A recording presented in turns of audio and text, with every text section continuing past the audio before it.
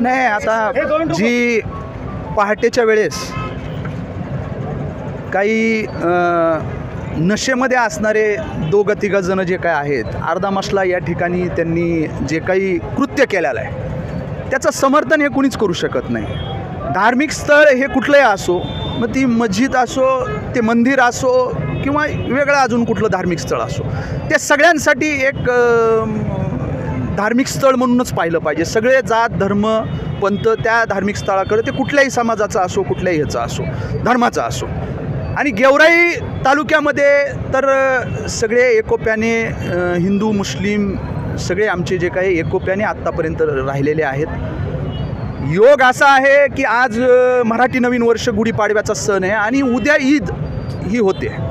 त्याच्यामुळं अशा वेळेस जे काय आहे की अशा पद्धतीचं कृत्य करणं हे राक्षसी प्रवृत्ती आणि मुद्दामून ही तेढ निर्माण व्हायला पाहिजे, वातावरण खराब व्हायला पाहिजे ह्या हेतूनं. आणि हे नशेमध्ये असतात, हे जे काही ज्यांनी कुणी हे केलं आहे ह्या बदमाशांनी, हे 2 मुलं माहिती घेतली, हे 24 तास नशेमध्ये असणारे पोरं आहेत.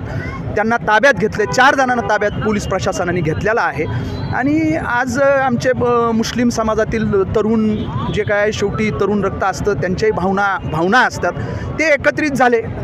त्यांना सगळ्या लोकप्रतिनिधींनी, मी यात मतदारसंघाचा लोकप्रतिनिधी आमदार म्हणून त्यांना इथं येऊन ग्वाही दिली की अशा प्रवृत्तीला त्या ठिकाणी त्या सुटता कामा नाही.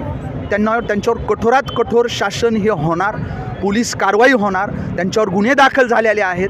आणि निश्चित याच्यामध्ये कुठल्याही पद्धतीची दिरंगाई, हलगर्जीपणा पोलीस प्रशासनाकडनं होणार नाही, अशा पद्धतीची ग्वाही आमच्या सर्व समाज बांधवांना या ठिकाणी जे एकत्रित झाले होते त्यांना दिली.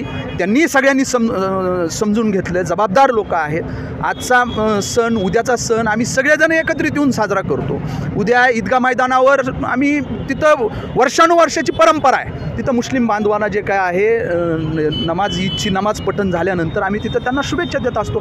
त्याच्यामुळं हे 2 दिवस हे अतिशय महत्त्वाचे, संयमानं शांततेनं आपण राहावं अशा पद्धतीचं आव्हान केलं आहे. पुढं जर का कुठला आपल्याला हलगर्जीपणा लक्षात आला किंवा कारवाई योग्य पद्धतीनं होत नाही असं जर का लक्षात आलं तर मी स्वतः तुमच्याबरोबर रोडवर उतरल अशी ग्वाही त्यांना दिलेली. आपल्या माध्यमातूनही आव्हान करतो की सगळ्यांनी शांततेत राहावं.